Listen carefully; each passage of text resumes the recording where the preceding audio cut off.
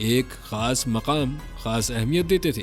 और जो लोग इन चीज़ों यानी कॉस्मेटिक्स को अफोर्ड कर सकते थे, वो कॉस्मेटिक्स के साथ रहना चाहते थे, यानी मरने के बाद भी अपनी आखिरत की ज़िंदगी में भी कॉस्मेटिक्स के साथ रहना चाहते थे।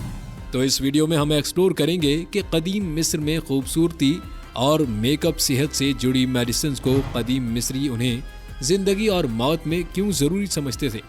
वीडियो पर चलने से पहले आपसे गुजारिश है कि इसरो टीवी को सब्सक्राइब करें और वीडियो को लाइक ज़रूर करें।